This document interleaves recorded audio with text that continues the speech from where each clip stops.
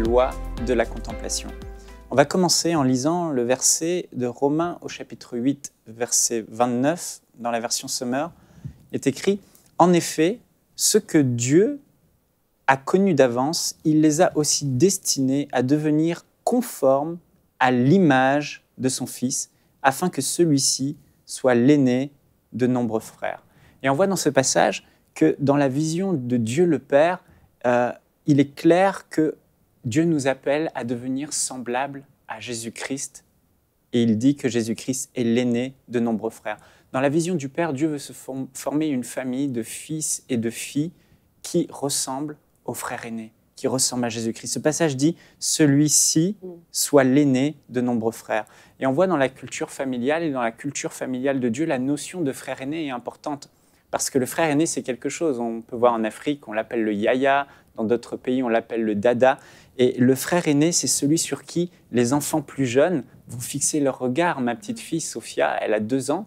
Et plus je la vois grandir, plus elle parle comme son frère, elle imite son frère. Et elle ressemble à son frère parce qu'elle admire son frère. Et j'aimerais vous parler de cette loi parce qu'il y a une loi spirituelle. Une loi qui est là et qui est incontournable pour tous les êtres humains. Je l'ai appelée la loi de la contemplation. Et cette loi dit, plus tu fixes tes regards avec admiration sur Bob, plus tu deviens comme Bob. Autrement dit, plus nous contemplons Bob, donc regarder avec admiration, c'est contempler Bob, plus nous devenons comme Bob. De même, plus nous contemplons Jésus, et plus nous devenons comme Jésus. Donc on voit que Dieu le Père, son grand rêve, son grand but, c'est qu'on devienne, chacun d'entre nous qui sommes sauvés, qui sommes ses enfants, comme notre frère aîné parfait, Jésus-Christ. Mais une question se pose, c'est est-ce que chaque jour, Jésus-Christ est la personne que l'on contemple le plus pour devenir comme lui? Et souvent, je rencontre des incroyants.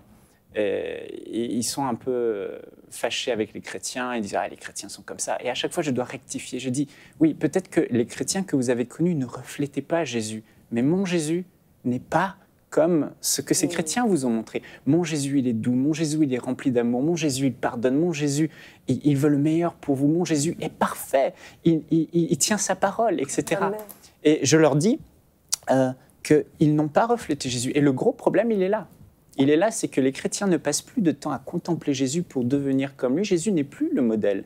Et on ne reflète plus Jésus. L'apôtre Paul l'avait prophétisé, on le voit dans 2 Timothée chapitre 4, verset 3, que dans les derniers temps, le diable déploiera une puissance de séduction. Pourquoi? Pour que les hommes détournent leur regard, leur pensée de Jésus-Christ. Pour se donner, la Bible dit, une foule de docteurs. En fait, l'homme, par une action de séduction diabolique, les chrétiens même vont commencer à regarder plus au ministère, plus aux pasteurs, plus à des hommes, plutôt que de regarder à Jésus-Christ comme leur modèle suprême. Et merci Seigneur, il y a vraiment des hommes de Dieu qui reflètent le Seigneur Jésus et qui sont des modèles qui nous poussent à être comme Jésus. Mais c'est vraiment important aujourd'hui qu'on se souvienne que Jésus-Christ, aux yeux du Père, est notre frère aîné. C'est d'abord sur lui qu'on doit fixer nos regards. Et face à cette séduction, l'apôtre Paul va donner un conseil extraordinaire à Timothée. Il va lui dire, Timothée, quelques chapitres avant, dans la même lettre, souviens-toi de Jésus-Christ. Et aujourd'hui, le Seigneur veut nous interpeller, vous dire, souviens-toi de Jésus-Christ. J'aimerais formuler autrement, mon cher Timothée, n'oublie pas chaque jour de contempler Jésus-Christ, car c'est lui ton modèle. Et la Bible nous encourage dans Hébreux au chapitre 12, l'auteur de l'épître aux Hébreux va dire « Nous courons la course de la foi ayant les regards fixés sur Jésus. » Jésus est le frère aîné. Dieu veut qu'on regarde à lui et qu'il soit notre modèle. Vous allez me dire peut-être aujourd'hui, oui, mais moi je ne vois pas Jésus comme les disciples le voyaient physiquement quand il était sur terre. Comment je peux contempler Jésus-Christ? Et là encore une fois, l'apôtre Paul nous donne le secret. Il dit nous pouvons contempler Jésus, on va le lire ensemble dans 2 Corinthiens chapitre 3, verset 18, version second 21. Nous tous qui, sans voile sur le visage, contemplons comme dans un miroir la gloire du Seigneur. Nous sommes transformés à son image de gloire en gloire par l'Esprit du Seigneur. Ici, l'apôtre Paul dit, oui, on ne peut pas contempler Jésus comme les apôtres l'ont contemplé physiquement, en chair, en os, là, face à soi, mais on peut le contempler comme à travers un miroir. On peut voir son reflet comme au travers du miroir. Et de quel miroir s'agit-il?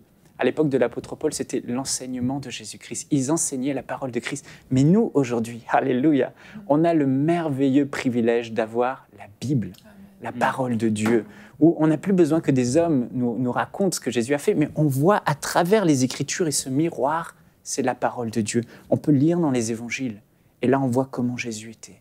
On voit que les religieux lapidaient les gens, mais lui, Jésus, pardonnait et aimait cette femme qui avait commis un adultère. On voit que Jésus manifeste son amour, son humilité, sa fidélité. Et quand on voit Jésus dans les évangiles, on voit ce qu'il dit, ses paroles, qu'on le voit à travers la révélation qu'il a donnée aux apôtres dans les épîtres.